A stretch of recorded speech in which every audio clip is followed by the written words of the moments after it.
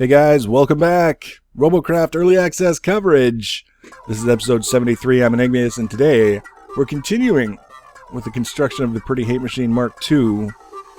Last episode we did some testing with different chassis layouts, hover blades, rudders, thrusters, seeing what would potentially work well for us. This episode we're going to get down to the business of building the chassis around the components that we already have on the bot. Now, one of the things that I decided was that I wanted to widen the base of the thrusters. I wanted to stick them out to the sides a little bit farther. I don't know why. For some reason I just decided that that's what I wanted to do. So first I wanted to make sure that by doing so I wasn't going to weaken the connections to the chassis. I was going to make it as strong as I possibly could. So that's what we're doing now, is going out of our way to make this a good, strong, beefy connection to the chassis. And then the other thing that I wanted to do with the thrusters was make sure, because they're in the position that they're in, that we build around them and provide as much protection for them as we possibly can. Because for one thing, we know that the maximum altitude of a hover vehicle or a hover bot is based on the position of the hovers relative to the ground. Not the bottom of the chassis relative to the ground, but the position of the hovers relative to the ground. So if you've got a layout like this, where you've got the hovers at the top of the bot and a bunch of really large things dangling underneath, those things are going to be closer to the ground than they would if you had a little skinny bot, like a little wafer like we were originally testing in the last episode, which means they're going to be more susceptible to plasma splash damage. Plasma hits the ground and then splashes. We want to make sure that we're protecting our components against that kind of thing. I don't like leaving thrusters exposed as it is. Whenever I can avoid it, I like to build around them and provide them with some sort of protection. But in this case, we're going to take the time to make sure that we're building the beefiest kind of enclosure we possibly can. And it starts with completely encasing them in the tier 10 armor prisms, so that we're getting the most protection we can. Later on, if we have the CPU to spare, we can look at augmenting that protection with electroplates. But for now, we'll get the blocks in place, get everything done the way that we need to, and that'll be how we're going to handle the thrusters. And we're going to put in the pilot seat in a very unconventional position. And then we're going to finish off this episode. We're going to put in the shrouds around the hover blade, so that the next episode we can look at finishing off the connections underneath to make it as strong as we possibly can, and getting the guns mounted properly on the top of the bot, positioned for some match footage the episode after. So we've got lots to do left on this bot, but we're starting with this shroud kind of thing that we're building around. Very, very straightforward what we're doing here. This is basically the exact same pattern that I use when I'm building a shroud around hover blades, only they're vertical instead of horizontal. And the whole idea is that we want to build everything as close to the thrusters as the game will allow. If we get any closer, it'll give us, you can see it's telling us that it wants to collide if we get any closer with that the prism rotated a different way. Just because it gets us the most economy for the blocks. We don't want big gaps in the middle of nowhere, building around big gaps, because you use a lot of blocks to build around stuff like this. Building around gaps is just a waste. So getting everything as close to the thrusters as we can, and then once we've got the blocks around the sides of the thrusters, then we can taper off the front and the back to protect those. Really, really straightforward, nothing particularly difficult. And something that really is a good exercise for anyone who's just starting to get into this kind of thing. But building with the prisms is building around components with your prisms and getting used to how everything rotates and fits together, and using the occasional temporary block when you need to. When what normally goes into place doesn't allow you to rotate a block the way you need it, you can put a temporary block, place your block the way you want it, and then remove the temporary block, and everything fits together exactly the way you wanted it to. So you can see me doing that on the sides, the top, the bottom, and the sides, placing the block in the spot where I want it, but not rotated properly, placing a temporary block beside it, and then fixing the first block. Once that's where I want it, then I remove the temporary block and I carry on. Really, really straightforward. I've been doing that for a long, long time, and mentioning it in the videos as well, but a little repetition never hurt anyone, necessarily, maybe. So you can see, we've still got a little bit more to build out in the backside to get it, the sides, that particular part of the shroud done. But it's built out to the front now, and now we're just duplicating the exact same thing all the way along to the back. 2 more rows, I guess, columns, layers, whatever you want to call it.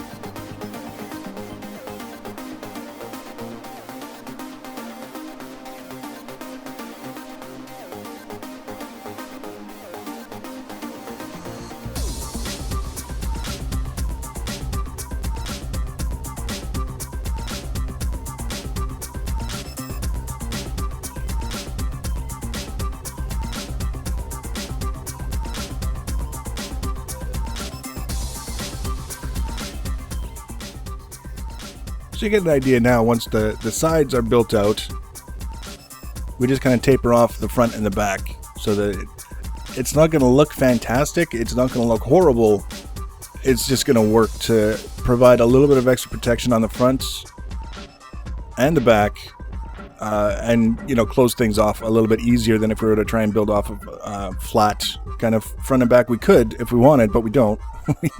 We don't want to. So we build a really simple taper like that, fill it all in, get everything the way that we want it to, and then we'll be ready to move on to the pilot seat, which is either something very interesting or something just waiting a catastrophic outcome with the sling underneath. So the thruster pods are done. Now I wanted to look at putting the pilot seat into place, which involved extending these prisms from the underside of the chassis, from the front like we just did, and also from the back, and hooking underneath the pilot seat. It's going to take us a little while to get this into place to make things fit the way that we want it to. But the whole idea is that the pilot seat is going to be slung underneath the chassis and either extremely vulnerable and regularly shot off very, very early in a way that's frustrating and forces us to come back and revisit the whole idea, or it could work out really well and provide us with a nice balanced functional bot with all the guns on the top and everything else slung underneath. Of course, speaking relative to the hover blades, sometimes the only way to find out some things is to try them. And if you try it and you didn't think it was going to work and it turns out that it really doesn't work, well then you knew that it was a bad idea from the beginning. If you tried it and you didn't think it was going to work and it does work, then you learned something, and it kind of gives you an opportunity to take a look at some of the other assumptions that we've made about what does and doesn't work and reevaluate them. It's a good practice just for the sake of making sure that we don't get a little bit set in our ways. So like I say, this could be an absolute disaster, or it could be one of the best things we've done in a long time. You can see a better illustration now of what I'm talking about. There's this sling from the front to the back, and now these parts that we're extending out to the sides, these aren't designed to connect in any way to the blocks holding the pilot seat. They're designed to hold the armor that's going to protect the sides of the pilot seat, that whole area. And if they get shot up, we don't have to worry too much about them transferring damage to the pilot seat because they're not connected. And then we're going to have another piece that's going to come from the backside, kind of like spaced armor in that sort of line of thought, that's going to provide another layer of protection. So if people start shooting us from the back, we get flanked, whatever, the first blocks that get hit aren't going to be the ones that are holding the pilot seat up. It's going to be the blocks that are protecting those, and then they have to go through all of that to get to the blocks where the pilot seat is. It's just building things out to be as robust as they possibly can, while understanding that there's no such thing as a perfect solution. There's always going to be those cases, where the bot gets destroyed. What we don't want is to have it happen quickly and regularly.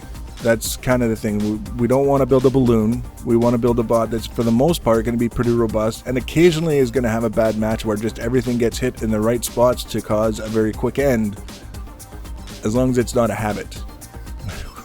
We can withstand anything as long as it's not a habit. Now, this design specifically, getting all this to fit together, I would say is kind of an advanced project to tackle, just with getting the pilot seat and the sling like that, because it's very cramped quarters. It's not a common design, and you have to be really, really aware of how everything is connecting together to manage where the damage is going to flow, ideally. So if this is a bit much for you, if you're finding that it's just giving you a bit of a headache, there's nothing saying that you can't find a better spot for the pilot seat that works better for you, so that you could, stick it somewhere and be happier than trying to get this all sorted out. So you can see underneath here, one of the things that we have to be aware of, same as with the thruster pods, plasma splash is going to come from the ground up. And if the two blocks holding the pilot seat are completely exposed to that plasma splash, that's when we get into balloon territory, where one plasma shot can literally completely annihilate our bot just like that. So we're building underneath the blocks that are holding the pilot seat with a structure that's completely detached from those blocks, so that first bit of plasma splash that we get can't destroy the pilot seat. That's the key thing here, is making sure that we're protecting it from that plasma splash, because we know it's going to happen. It doesn't matter. You can't. There was a comment on Reddit the other day. Someone was talking about hovers and discussion about the benefits of hovers and stuff, and someone said that they're basically impervious to plasma splash, which is not true. They can avoid plasma splash if they're at maximum altitude and they don't have too much hanging underneath the bot that's going to catch it. That doesn't mean that all hovers are by very nature impervious to plasma splash, and I commented that that's not the case. It's only hovers at maximum altitude without anything dangling underneath can avoid the plasma splash in that way. And then someone came back and said, well, in that case, you know, why are you lowering your chassis when you're going to get shot with plasma? And I'm just thinking to myself, like, that's a very narrow kind of take on things, because you don't always see everything that's going on around you. You can have exceptional situational awareness. You're not going to see every plasma bomber that just crested the ridge and blopped all over you. And even if you did, you're not going to be able to respond fast enough if he's quick to get your bot up into the air and protect yourself from the plasma splash that way. There are going to be times, whether you like it or not, with a hover that you're going to get caught down low and you're going to get plasma splash. And that's what we know, and that's just the way that it works. It doesn't matter if we know the mechanic is there and we try to avoid it. It's going to happen. That's what we need to keep aware of as we're coming up with these designs. I ran out of black blocks, and I just wanted to get this segment done so that I could get in my head what was in my head out onto the bot, and then come back later and swap them over. So that's why we switched to yellow, is because we ran out of the black ones. But again, you can see we're not just building this sling with the pilot seat and then just kind of leaving it dangling there. We're building the hell out of it. We're just building everything around it that we can think of to protect it, to isolate it so that it's not immediately exposed to all these horrible things that are going to be going on, and to make sure that it has a reasonable opportunity to survive a match, so that we can actually get some daily bonus quests done and not just all hero bonuses. And so this section here that I'm working on, this is that part that's not directly connected to the sling that's holding the pilot seat. It's built out behind it, completely detached, and then built out as much as possible to make that section as strong as possible, so that you have to work to get to the pilot seat. That's basically the whole point of this exercise. So the last part here, we're just going to turn up the music a little bit and let you watch. We're going to build the shrouds around the hovers, the hover blades, and then we're going to take it into a couple of sessions in the practice map. I'll let you know now, one of the things that I did, I took it into the practice map and I found once we got all of this extra mass onto the bot, it's much heavier, it's much bulkier. The performance relative to what we had with the thrusters and the rudders and all those other things in the previous episode is very, very different. It's much more sluggish, it's much more ponderous. So you're gonna see what that looked like in the practice map. And then we're going to come back into the garage, we're going to pull the rudders off, and then we're going to go take it back in without the rudders and see what ends up working better for us. Hint, hint, it's without the rudders. So rudders can be useful if you have a lightweight hovercraft, hoverbot. Maybe there are configurations for a heavier hoverbot that would make the rudders more useful. But from what I've seen, just with the chassis that we have, the rudders, it was more useful to remove them than it was to keep them on, and it freed up the CPU so that we can do other things for it. So you can finish watching the rest of the build. You can watch whatever practice mat footage you want. Next episode, we're going to finish off the underside. We're going to get the guns mounted on top, and hopefully that's all we'll need to do to get this thing battle ready, and then we can start looking at some match footage in the Pretty Hate Machine. There's supposed to be new helicopter blades coming, proper helicopter blades that will change a lot of things that we can do. So once those come out, hopefully we'll be able to start a build with those almost right away. We're going to get rid of our SMG gun bed. It was a fun build, just a practice asymmetrical kind of thing, but it's tying up a lot of blocks and a lot of things that we would rather have in something else. So we're gonna hopefully free that up, make a helicopter, have a lot of fun with that. All kinds of stuff on the go. If you want to be notified when I add new Robocraft videos, or anything else for that matter, you can always subscribe to my channel. You can also follow me on social media. Links are always in the information section below the video. Please leave your comments and feedback. Thanks for watching, guys, and take care.